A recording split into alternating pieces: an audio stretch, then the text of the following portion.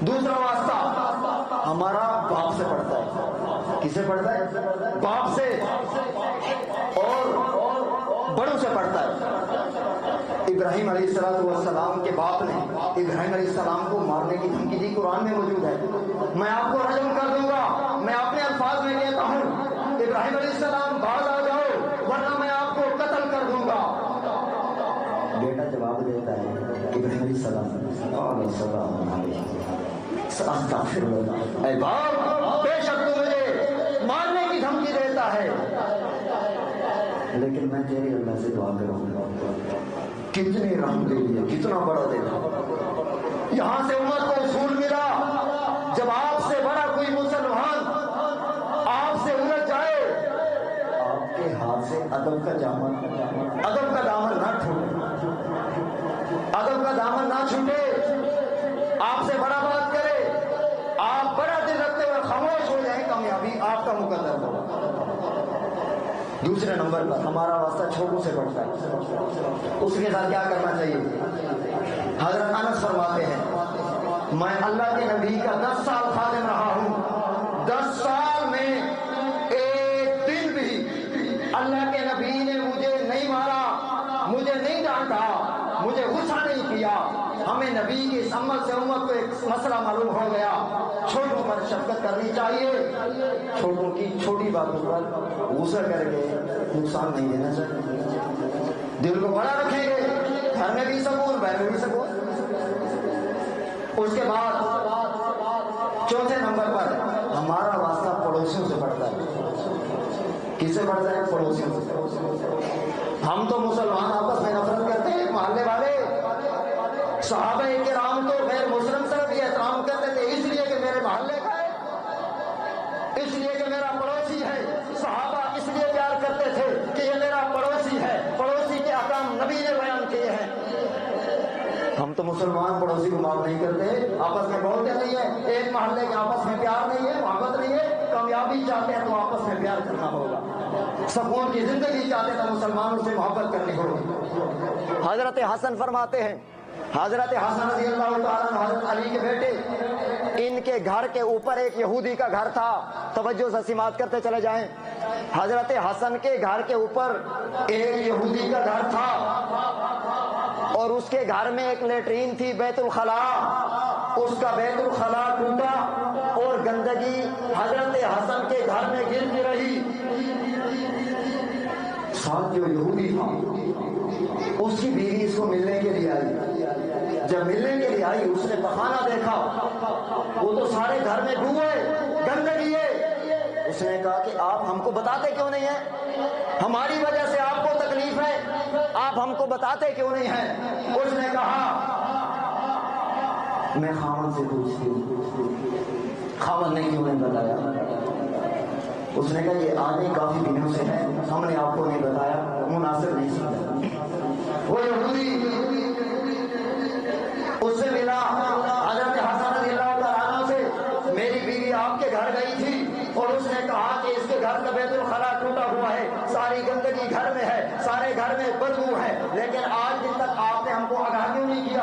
ادھر صحابی ہے، ادھر یہودی ہے، ادھر نبی کا غلام ہے، ادھر یہودی ہے، ادھر علی کا بیٹا ہے، ادھر یہودی ہے، ادھر حسین کا بھائی ہے، ادھر یہودی ہے. حضرت حسن فرماتے ہیں میں نے اللہ کے نبی سے سنا ہے اور پڑوسی کا احترام کرو. اللہ کے نبی نے پڑوسی کا، اہل محلے کا اتنا حق بیان کیا ہے، اتنا حق بیان فرمایا ہے اور میں نے آپ کو بتانا مناسب نہیں سمجھا. کہیں میرے نبی کے فرمان کی بے ادبی نہ ہو جائے، پڑوسی کی بے ادبی نہ ہو جائے. میں آپ کی گندگی برداشت کرتا رہا، ہم صاف کرتے رہے پر آپ کو آگاہ کرنا ہم نے مناسب نہیں سمجھا. اور یہودی آتا ہے حضرت حسن سے کہتا ہے اور جس اسلام اور جس کا مذہب ایسی تبلیغ کرتا ہے، جس مذہب میں اتنے سے اخلاق ہوتے ہیں، جس مذہب اہل محلہ کو ایسا پیار دیتا ہے، جس مذہب آپس میں مسلمانوں کو اتنی آپس میں شفقت کا درس دیتا ہے، وہ یہودی حضرت حسن کے سامنے کھڑے ہو کر کہتا ہے لا الہ الا اللہ محمد الرسول اللہ. زبان معلوم میرے سارے پڑھو، لا الہ الا اللہ، لا الہ الا اللہ محمد الرسول اللہ پڑھ کر حضرت حسن کے ہاتھ پہ ہاتھ رکھ کے نبی کا سچا غلام بن جاتا. یہ پڑوسی کا ہم چلو آپ کہہ سکتے ہیں کہ یہ تو حضرت حسن کا پڑوسی تھا، کسی کے دل میں اشکال آ سکتا ہے، پڑوسیوں سے کبھی کبھی لالچ ہوتی ہے، چلو کچھ نہ کچھ دے دیں گے، یہ اشکال بھی دور کرتا چلا جاؤں۔ نہ صحابی کا یہ ذہن تھا، نہ مزاج تھا۔ علامہ رومی رحمۃ اللہ علیہ فرماتے ہیں 5ویں نمبر پر آدمی کا واسطہ، آخری بات 5ویں نمبر پر آدمی کا واسطہ بہر کے لوگوں سے پڑتا ہے، اور ہم تو بہر کے مسلمان کو بھی معاف نہیں کرتے، مالے والے کو ویسا نہیں کرتے، بہر کو بھی معاف نہیں کرتے۔ علامہ رومی رحمۃ اللہ علیہ فرماتے ہیں ایک یہودی رات کے وقت آیا، اللہ کے نبی سے فرمایا میرے رہنے کی جگہ نہیں ہے، آج مجھے اپنے گھر میں رہنے کی جگہ دے دیں۔ وہ یہودی امام الانبیاء کے گھر رہ گیا۔ علامہ رومی رحمۃ اللہ علیہ فرماتے ہیں وہ یہودی نبی کے گھر رہ گیا، رات کو اللہ کے نبی نے اس کو کھانا دیا، کھانا دینے کے بعد اس کا رات کو پیٹ خراب ہو گیا، اور اس کے رات کو کپڑے گندے ہو گئے۔ اس نے سوچا اللہ کے نبی کا مہمان ہوں اور یہ تو اللہ کا سچا رسول ہے، اور انہوں نے مجھے رات مہربانی کی گھر نکالیا اور اپنا گھر دے دیا، بستر دے دیا، اور میری طبیعت خراب ہو گئی، انسان کی بس میں نہیں ہوتا، ایسی بات نہیں کہ جان بوجھ کے اس نے کیا، وہ اس کا پیٹ خراب ہوا، وہ بستر گندا ہو گیا، اس نے رات ہی رات وہاں سے بھاگا، کسی جگہ گیا، اپنے کپڑے دھوئے، لباس کو دھویا، اور شرم کے مارے واپس نہیں لوٹا۔ جب جا رہا تھا اسے یاد آیا کہ میں کوئی چیز اللہ کے نبی کے گھر بول آیا۔ اصل میں اللہ اس کو لانا چاہتے تھے، اللہ لانا چاہتے تھے۔ وہ شخص وہاں سے آیا، اللہ کے نبی صلی اللہ علیہ وسلم کے پاس، دیکھا اس گندگی کو اللہ کے نبی اپنے ہاتھوں سے دھو رہے تھے، اپنے ہاتھوں سے دھو رہے تھے، بیوی کو نہیں کہا، کسی دوست کو نہیں کہا، محلے والے کو نہیں کہا، اللہ کے نبی اس کی گندگی خود صاف کر رہے۔ اس یہودی نے آ کر وہ چھپ کر دیکھ رہا ہے کہ میری گندگی وقت کا نبی دھو رہا ہے، اتنی ہمدردی۔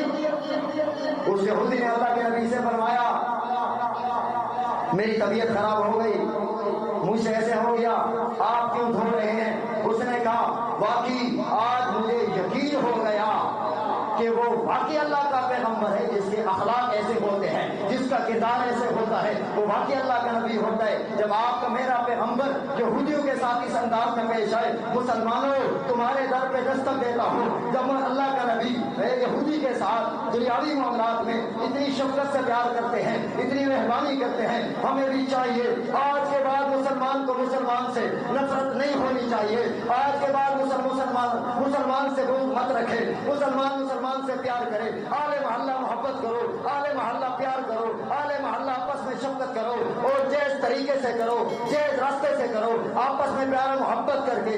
یہ مسجد تمہاری ہے، یہ گھر اللہ کا ہے، پر آباد مسلمان ہی کرتے ہیں۔ آخری بات، اگلا جمعۃ المبارک اور آئندہ ہمیشہ کے لیے انشاءاللہ جب تک زندگی رہی، آپ کا یہ جمعۃ المبارک قاضی عبدالرحمان سے کسی وجہ سے وہ بستی چلے گئے، ان کو پیغام بھی تھا، دعوت بھی تھی، لیکن اپنی مصروفیت کی وجہ سے ہم گھر سے نہیں لا سکے، وہ چلے گئے کسی کام کی وجہ سے، انہوں نے آنا تھا تو پہلے بھی ان کے علم میں تھا۔ اگلا جمعہ 1 بجے یہاں پر ادا کیا جائے گا۔ مفتی سعید صاحب محترم اسد اللہ القرآن اکیڈمی کے یہاں پر وہ آپ کو جمعہ پڑھاتے رہیں گے انشاءاللہ العزیز۔ آئندہ جمعہ اور ہمیشہ کے لیے انشاءاللہ، ہمیشہ مقصد ہے جب تک اہل محلہ اس رائے پر متفق رہے، تو اہل محلہ کے مشورے سے ہم نے ذاتی رائے پر عمل نہیں کیا، الحمدللہ اہل محلہ کی رائے سے اگلا جمعہ ہمیشہ جب تک یہ رہے گا انشاءاللہ مفتی صاحب 1 بجے جمعہ یہاں پڑھایا جائے گا۔ تمام احباب سے گزارش ہے کہ ہر جمعے پر اپنا محلہ سمجھتے ہوئے، اپنی مسجد سمجھتے ہوئے، نہ یہ میرا گھر ہے، نہ یہ مفتی سعید کا گھر ہے، نہ استاد فیاض کا گھر ہے، نہ کسی محلے والے کا گھر ہے، یہ خدا کا گھر ہے، یہ خانہ خدا ہے، جو بھی آباد کرے گا رب اسے آباد کرے گا۔ ہم اپنی آخرت کے لالچ میں یہ کام کرتے ہیں، ہم اپنے رب کی رضا کی لالچ میں کام کر رہے کہ ہمارا رب ہم سے راضی ہو جائے۔ ہمیں آپ سے کوئی توقع نہیں، ہمیں ساری توقع مجھے اپنے رب سے ہے، مجھے ساری توقع مجھے اپنے خدا سے ہے، مجھے کسی سے کوئی توقع نہیں اور آپ سے کوئی تنخواہ کا مطالعہ مفتی صاحب نے نہیں فرمایا. آئندہ کا جمعہ ایک بار ادا ہوتا رہے گا کیونکہ میں اپنا جمعہ پڑھا کے آیا ہوں. اللہ تعالیٰ آپ کا بیٹھنا سننا قبول فرمائے اور جمعے کی افتتاح کو اپنی بارگاہ میں قبول فرمائے. تمام اہل محلہ کے لیے